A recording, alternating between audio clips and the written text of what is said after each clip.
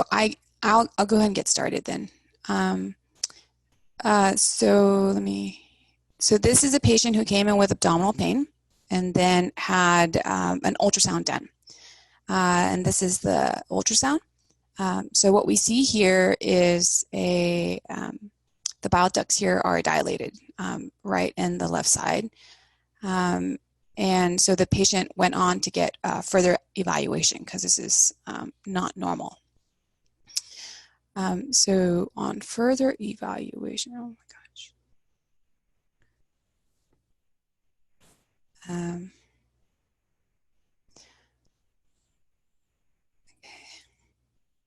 So the patient got a CT scan, and this is what it looks like. So on CT,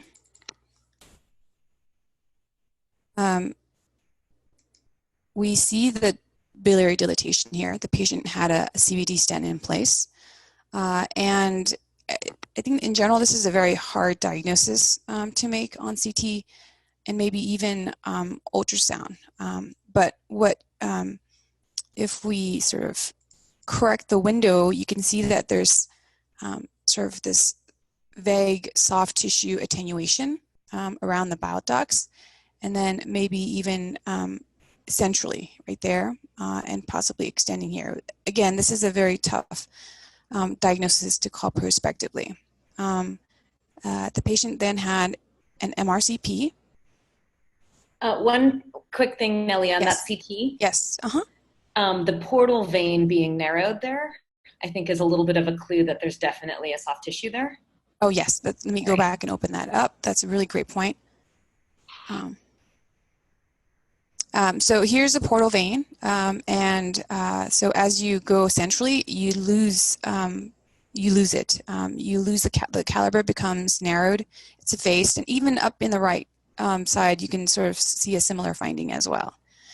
And there's also abnormal lymph nodes.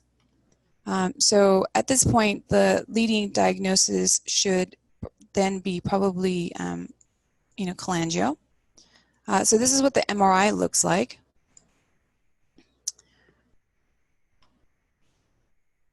So MRI axial. So here's the axial. This was done at an outside facility. So you see what we saw in ultrasound. So bilateral intrahepatic biliary dilatation, and then it narrows sharply centrally in the intrahepatic ducts. And on contrast enhance phase, so this is like a portal venous, we see hypoenhancement right here and even along the ducts and extending into the CBD.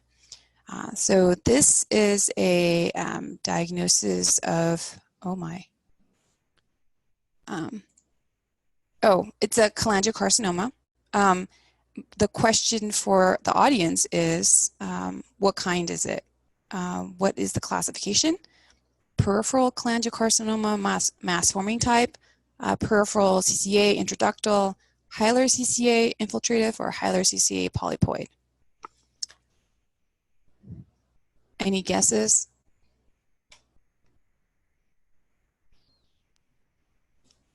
I would say a hilar infiltrative. Awesome. So cholangiocarcinomas are they're the second most common primary liver cancers, second to HCC. The risk factors, so anything that causes cholestasis, so clonorchis infection, stones, intrahepatic stones, choledochal cysts also have an increased risk of cholangio-CA, Corelli disease, and primary sclerosis and cholangitis. There's several types, but it's sort of the dichotomy sort of happens if it's extrahepatic or intrahepatic. And then if it's intrahepatic, then you divide it further, peripheral or hilar. Peripheral is defined as the secondary bifurcations of the right and left hepatic ducts versus hilar, which is CBD or right and left hepatic ducts. I can show you. So peripheral would be the black, and then the central would be the blue, so CBD or the right and left hepatic ducts. And so within the peripheral, the reason this is important because it changes the surgical management. So patients have different surgical therapy or, treatment depending on what kind they have. So it's important to sort of classify the correct type. So the mass forming is the most common, and I'll show you some examples of that. And then the less common, but peripheral lesions are periductal and periductal infiltrating and intraductal. They should say intraductal. The hilar form, this involves the CBD or the right and left hepatic duct, which is what we have in our case. This is also known as Claskin tumor. And there's several types within that category. Infiltrative is the most common. And then we have exophytic and polypoid. So cholangioles are like TCCs of the urothelial tract. They're all very similar. It's sort of in origin. TCC, we think sort of you've got the satellite effect, and they're all transitional cell carcinomas, similar with cholangiocarcinomas. They're all similar types. It's just they have different presentations. So of the intrahepatic type, the peripheral has 3 manifestations: mass-forming, intrahepatic, intraductal here, and then periductal. Sometimes the mass forming can mimic other liver primaries like, HCCs. So you have to be careful.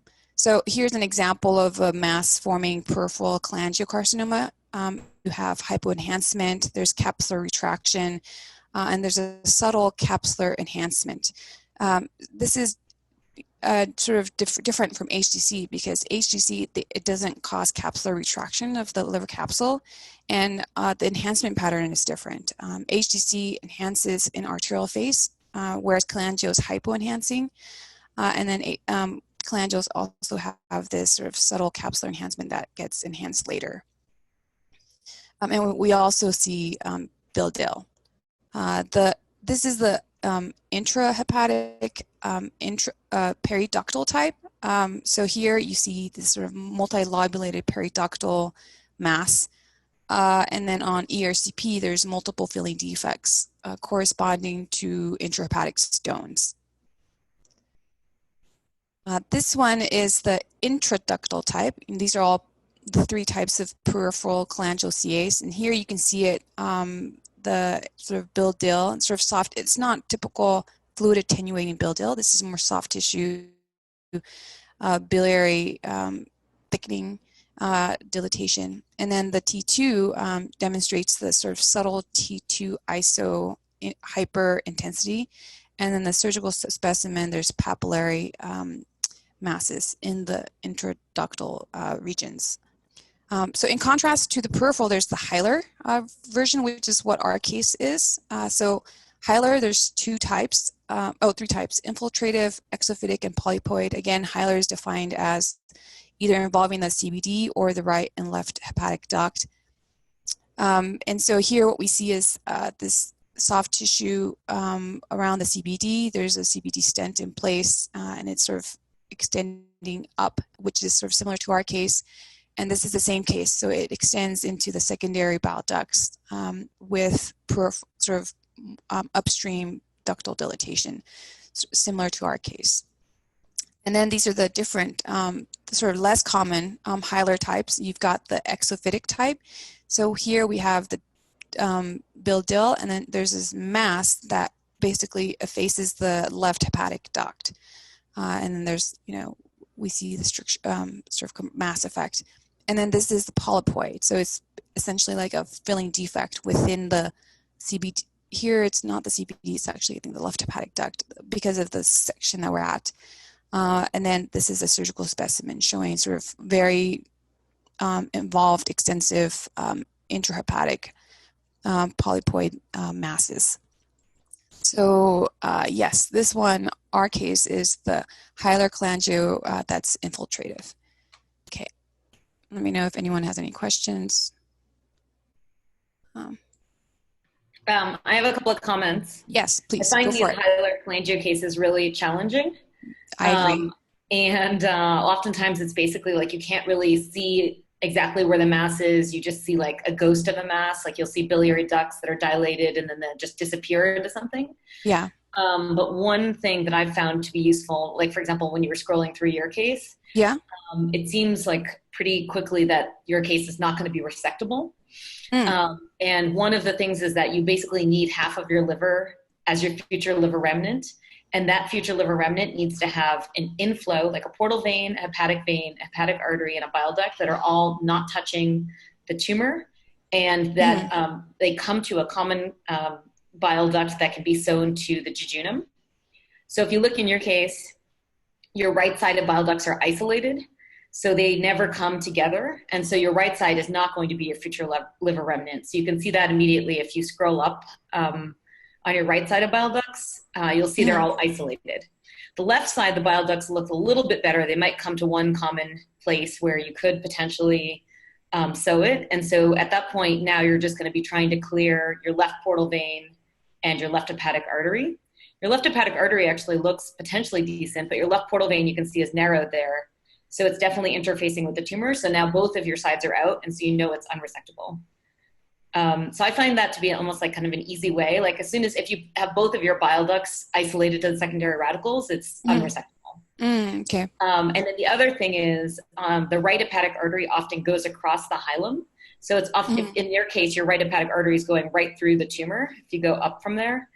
And so that right side, I think you could see it better in your former CT, but that right side is definitely not going to be a candidate. So it's just kind of a cheat way to see if it's resectable.